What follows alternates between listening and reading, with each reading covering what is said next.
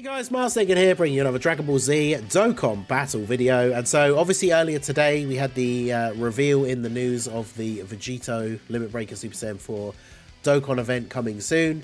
So we are in the end game now, boys. Hero Celebration is only a couple of days away. Very, very exciting. So we're going to continue looking at some of these older units that are about to get their shine. I've done some re-showcases for units that are going to easy A. But for this video today, we're going to take a look at the TEQ modified JANEMBA and the AGL Golden Metal Cooler, because these guys are going to be featured on the banner because they are going to be awakening this year. Hopefully we should find out their details fairly soon. But both of these guys have relatively good base kits already to work from. Now they definitely do need some changes to be, very, very good. But we have seen in the past when they awaken some of these units that they do ease off these restrictions a little bit. So Golden Metal Cooler, for example, raise attack and defense for 1 turn on super, which is a pretty good super attack effect. He gets attack and defense 150 and launches an additional attack that has a high chance to become a super when performing a super attack. So he does get basically all of his stats on super, which is a little bit unfortunate for this current AoE meta, so hopefully he'll get some start of turn attack and defense as well. But that means he is basically a slot 2 or 3 unit. He reduces damage received by 20%. Then he gets an additional 30% attack up to 150 and damage reduction of 6% up to 30% per crossover ally on the team. So unfortunately that means 5 crossover allies on the team, including himself, for him to get the 150 attack and 30% extra damage reduction. Because remember, he already has 20%. So he'll have 50% damage reduction on a team with 5 crossover units. Now, this is one of the things that we hope they will reduce. This is one of the examples. They did this with Super Saiyan 4 Bardock and Gohan, where they needed a certain number of allies, and then they dropped that number quite drastically. So this could go up to 50% per ally and 10% damage reduction up to 150 and then 30, right? So then you only need 3 crossover allies in total, and it does include himself as well as one of those. The other thing I would like to see with this guy specifically is if they changed it so that it was per crossover ally or Wicked Bloodline ally, because one of my biggest issues with this Metal Cooler is he's Metal Cooler. He has links that are good for other Metal Coolers. His best link partners in the game are actually the free-to-play Metal Coolers and then the Battlefield LR Metal Cooler, but none of those are crossover units. So you can't run him on a full Wicked Bloodline or full Metal Cooler team, because then he won't be getting his passive active. So ideally we want him to have that extra buff, or even best case scenario is make it crossover or extreme allies, because then you could even run him on other extreme teams, or if you are just running him on Wicked Bloodline, they're all extreme anyway, right? And then the other thing he has, which is kind of weird, he has the seals his own super attack if HP is 30% or less at the start of the turn. Now I believe this is because Golden Metal Cooler actually does this in the Heroes game, but it is kind of annoying because we are in this meta now where bosses can hit you so hard. And because he's raising defense on super and this first part of his passive, his extra defense and everything comes from him actually doing a super attack. So if he can't do a super, he doesn't get any of that. So ideally he's going to lose that, but maybe they'll just make it so it's a lower restriction, like 20% or 10%, because ideally you just never want that to go off, right? And then we have the JANEMBA. He raises attack and defense by 30% for 3 turns. So you can get a few stacks off of this. He can actually build up to some pretty decent numbers. He has a high chance to guard from 5 turns from his first turn. He then has guaranteed guard against 2 or more enemies. He also gets stats per crossover ally. So he gets 30% attack and defense up to 150. So again, he needs 5 in total, including himself. He gets additional 50% attack with each super performed up to 150. Additional 30% defense of each attack received up to 90. So he's got to do 3 supers and get hit 3 times. And then he has a high chance to crit starting from his next attacking turn after he has performed or received 5 attacks. Now, the problem with this guy is that he has the high chance to guard for 5 turns, but that's it. It's only for the first 5 turns. So once 5 turns have passed from him coming onto rotation, if his first turn is turn 3, then obviously he has it up until turn 8. But he or turn 7, because it includes the turn he's on, right? So 3, 4, 5, 6, 7. After that, he can't guard anymore. So that's not so bad in some of the newer content, which is a bit shorter. But in longer events, if you're going past that stage, he's no longer able to guard, which is pretty awkward. He can build up to pretty good raw defense, but obviously that's not enough in the current meta. So anyway, we're going to jump in, take a look at what we can get here. We've got the 2 Janembas together already. These guys share a couple of links. Unfortunately, Janemba suffers from the same issue as Metal Cooler, where his best link partners are other Janemba units, but then none of them are crossover units. So pretty unfortunate. He does also have big bad bosses though, which is good. So he's starting out at 132k defense. Metal Cooler obviously gets all of his stats on super, so he's only at 50k. But let's see what we can get here. Hopefully Baby Janemba's actually going to... Really? Okay. Great. I was going to say, hopefully Baby Janemba will dodge some or all of these attacks in slot 1. Apparently he's not going to dodge any of them. So, great. Right, so Janemba did guard, so he has guard. Now, I believe the way his passive works is the chance to guard still has to be checked for on each of his five turns. I don't believe that it's now that he's guarded on turn 1, he now has guard for 5 turns, but I need to double check that. I really don't want Darkness Tower. Oh, Darkness Tower got her passive go off because our health was so low. So everybody has their buff, so we should kill Cell this turn.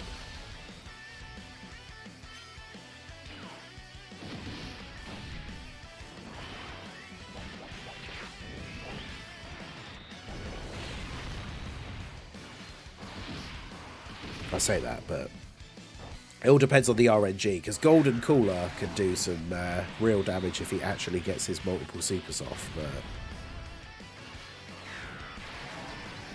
let's see.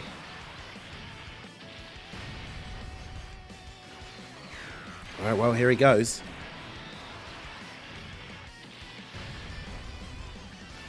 Well, yeah, he got all 4 attacks, and only one of them wasn't a super. Will Toa actually kill? Like, he's got no health, but she's got type disadvantage. Yeah, good. Alright. Can't believe Baby Janemba frauded out so hard. Well, now we have the support from Hearts. So, after getting the super on the last turn, take Janemba. See, with the support from Hearts, and obviously now he's getting big bad bosses from Hearts, take Janemba's up to 400k defense on his second turn, with guard. So you can kind of see what I'm saying, right? Like, if his awakening is good, like, he already has a pretty good base to work from. Imagine if they give him, even if it is based on him having crossover allies or something, imagine if they just give him the ability to have permanent guard. Like, 400k defense turn 2 with guard is pretty good. In fact, so he'll lose big bad bosses though. I was going to say, we could just put him in slot 1, but we'll go ahead and do this. I want him to have big bad bosses. I want to see his attack stat on this turn as well, to be fair. So we'll do this.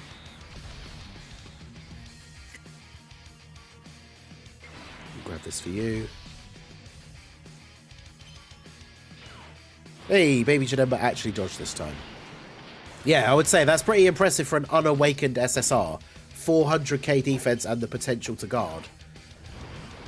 So it's only 280 attack. Obviously, he has to build up his attack each time he supers, so he needs to get a few more.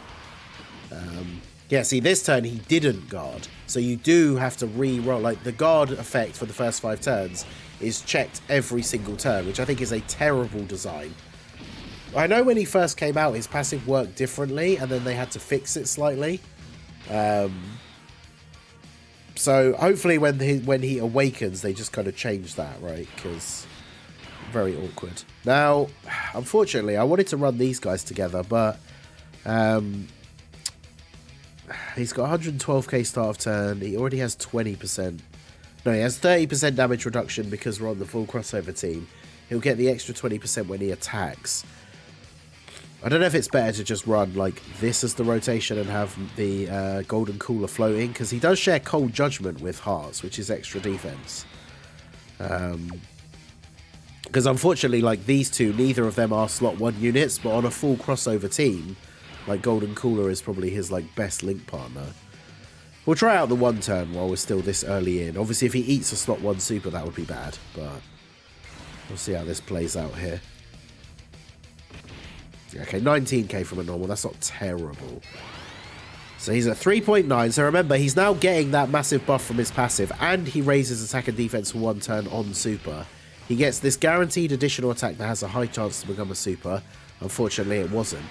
But from him getting the big jump from his passive and getting the 30% raise, he's at what, about 300k on this turn, with then having 50% damage reduction, which is not amazing, but again, like, this is him before his awakening. So if after awakening, when he has his TUR stats, if after he gets his super off, he could be rocking anywhere between, like, you know, 4, 5, 600k defense while having more than 50% damage reduction, because that's obviously one of the ideal things they can give him with his awakening, is just more damage reduction.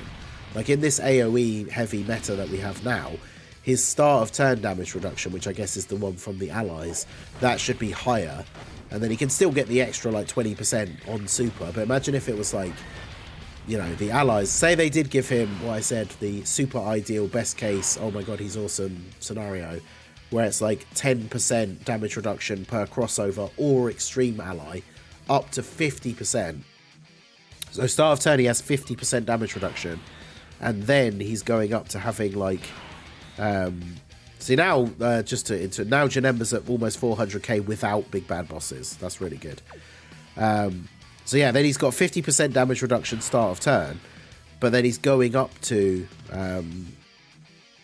70% after he gets his super attack, which, I mean, the heroes team just needs tankier units, right? We need better tanks. So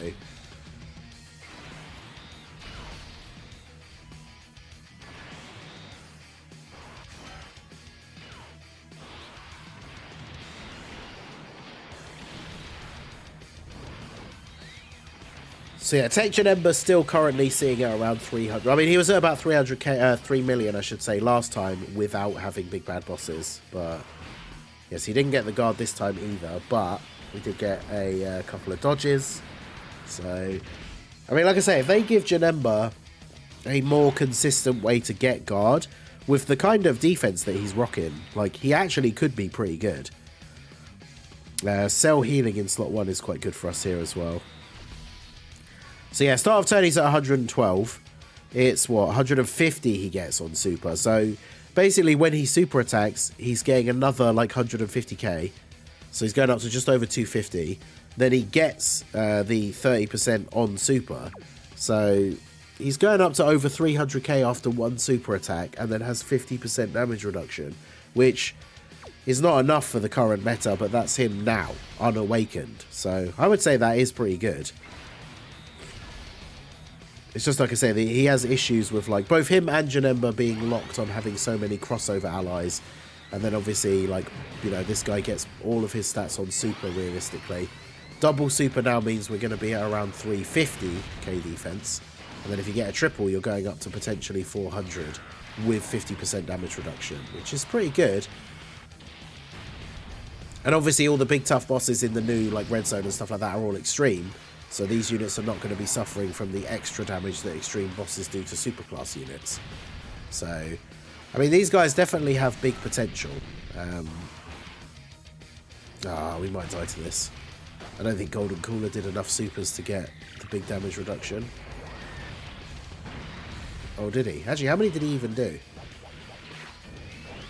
He actually ate that kind of well.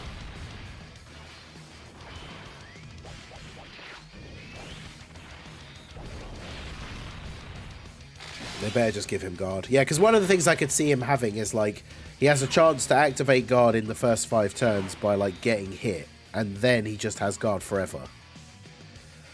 Yeah, see, now on this turn, with big bad bosses, he's got basically 500k. So when he gets his super attack, he will be over 500k defense.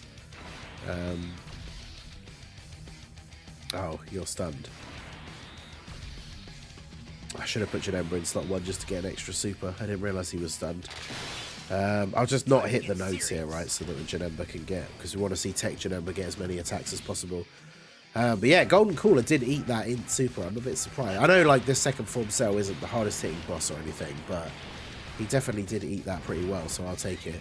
Yeah, 4.6. So imagine post-awakening, this guy sat at like 600k defense, doing like what 6 to 7 million attack stats maybe, and then possibly having guard on top of that. Like the fact that he's got big bad bosses is a big help as well, because obviously Hearts has it, Rosé's probably going to have it, the new one, so Janemba could be in a good spot.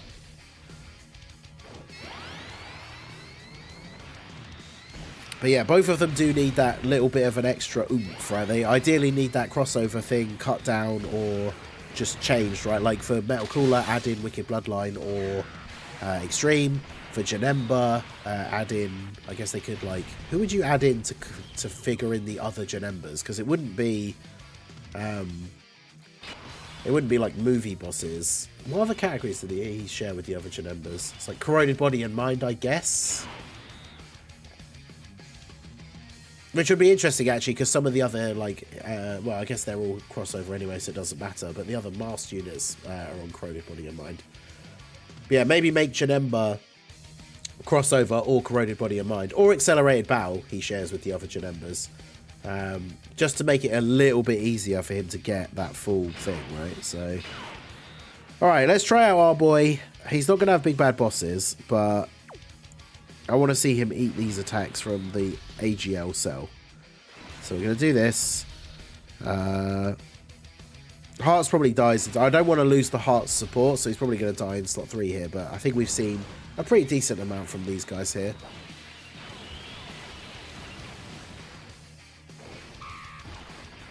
Getting supered immediately. Yeah, 100k. Which, I mean, considering that this AGL cell can hit people relatively hard, I would say that's not too bad. It's modified Janemba on transformation boost. I'd have to double check. I was checking the categories that he shared with STR Janemba, who I believe is on transformation boost, and it didn't show that. So let's see.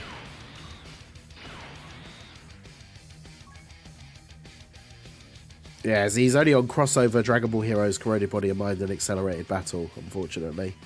And then, of course, Metal Cooler is got quite a few. He's on full power. Interesting. Wicked Bloodline, obviously, Artificial Life Forms. He's on Transformation Boost, and he's on Resurrected Warriors. So that's the thing. If they make Golden Metal Cooler, like I said, if he gets crossover or Extreme instead of like Wicked Bloodline, he actually could be useful on quite a few teams. So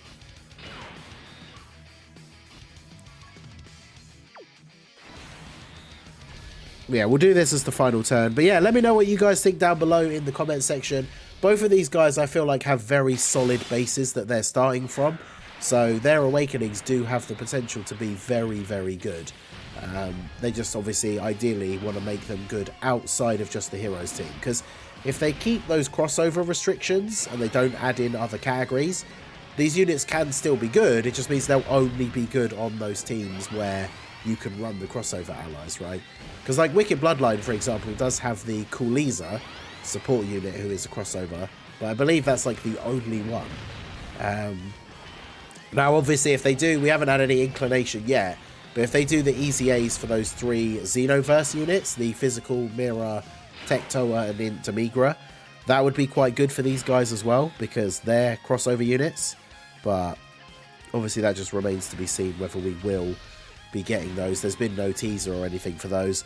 2 years ago they did a bunch of crossover buffs at the same time as Heroes, but they didn't really do any last year, so I guess we'll have to wait and see. But let me know what you guys think down below. Who do you think will be the best after they get their awakening? What would you like to see them do? Let me know down below in the comment section. So that is going to be it for the video, guys. This has been the Master again. Smash that like button, subscribe to the channel if you are new. Check out the links down below for the Discord and the merch store, and I will see you all again soon. Have a good one.